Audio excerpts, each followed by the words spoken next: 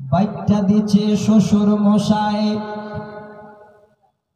আব্বা দিচ্ছে তেল, তাই তো আমার গাড়ির সাথে জেট বিমান শ্বশুরবাড়ি ঢুকছে। আমরা স্কর্পিও গাড়িতে আসছি, তো স্কর্পিও গাড়ি যদি একটু সড়ক করছে তো বাইক আগে সারা করে পেরিয়ে যাচ্ছে। রাস্তা ছোট, নিজের পয়সা দিয়ে কিনা হতো তাহলে দরদ লাগতো, কিন্তু এটার দরদ আজকে নেই গো দিনী বন্ধু। জানে যেটা বকটি এক বাইক আছে।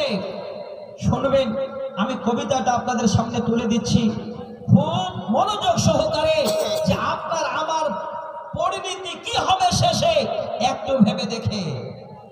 কবি যেন বললেন, বাইকটা দিচ্ছে শ্বশুর মশাই, আব্বা দিচ্ছে তেল, তাই তো আমার গতির সাথে জেট বিমান দুর্ঘটনা ঘটলে ঘটক, দুর্ঘটনা ঘটলে ঘটক, আমার কিসের ভয়, গেলে যাবে বাপ শ্বশুরের, আমার কিছু নয়। তেল তো বাবা, বাইক তো শ্বশুরের, আমার আবার কি? চালাচ্ছে, উড়াচ্ছে।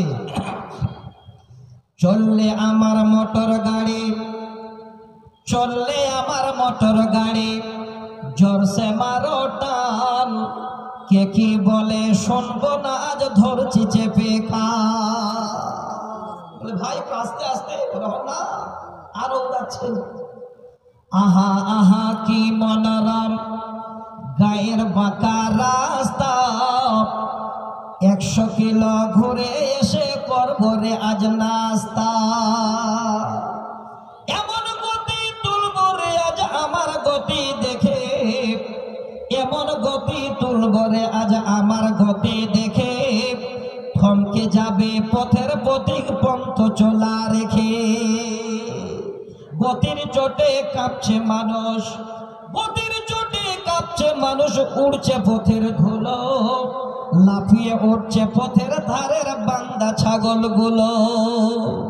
গতি আরো বাড়িয়ে দিলাম, গতি আরো বাড়িয়ে দিলাম, প্রতাপে শুরু, হঠাৎ দেখি সামনে একটা বিশাল বড় গরু, তাও যাচ্ছে। রাস্তা ছোট, গরুতে রাস্তায় গরু বাঁধা আছে, তারপরেও নতুন জামাই উড়াচ্ছে শ্বশুর গ্রামে এসে। কবি যেন বলেন, ধাক্কা লেগে হোন্ডা আমার, একটা গরু দাঁড়িয়ে থাকলে তো তার দুর্ঘটনা ঘটবে।